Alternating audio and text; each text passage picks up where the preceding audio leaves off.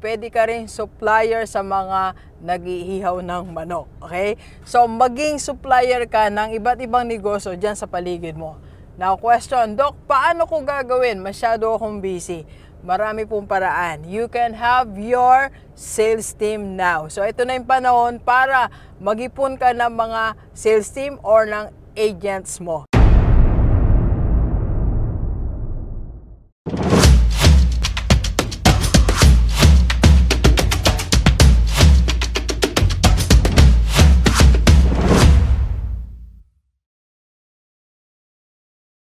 Universe, huwag tayo makipagkagawa ng kliyente. Let's go, let's go. Alright, so share ko lang sa inyo, 2 days ago, nag-coaching tayo dito sa Bataan. So, ang kanya pong business ay poultry. At eto ang situation. Eto yung problem. Sila po ay nagsusupply sa palengke at maraming supplier ng manok sa palengke. Alam natin yan, di ba?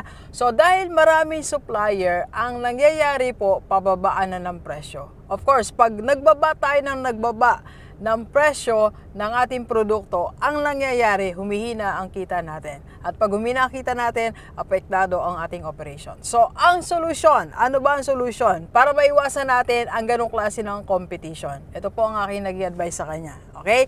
So, para hindi maipagagawan sa same client, ang solusyon ay pwede tayong maghanap ng ibang kliyente, ibang market segment. So, ang advice ko po sa kanya, sabi ko sa kanya, so, pwede ka naman magbenta dyan sa palengke. Okay. Pero, unti-unti, maghanap tayo ng bagong market segment. So, for example, kung poultry, kung manok, pwede kang mag-deliver, mag-alok sa iba't ibang restaurant, sa iba't ibang karinderya, dyan sa iyong barangay, sa inyong lugar. Or, pwede ka rin supplier sa mga nag-iihaw ng manok. Okay? So, maging supplier ka ng iba't ibang negosyo dyan sa paligid mo. Now, question, Doc, paano ko gagawin? Masyado akong busy. Marami pong paraan. You can have your sales team now. So, ito na yung panahon para mag-ipon ka ng mga sales team or ng agents mo. Para sila po ang nag-aalok per municipality or per barangay. Right? Second na advice ko po, ganito. Pero bago yan, magkape tayo. Kape muna tayo. And of course, our invitation, meron tayong business coaching. Pwede pong online or face-to-face. PM lang sa personal FB ni Doc. Okay, so ang second advice ko po, ganito. Pwede kang ikaw mismo gumamit nung produkto mo para magkaroon ka ng related na business.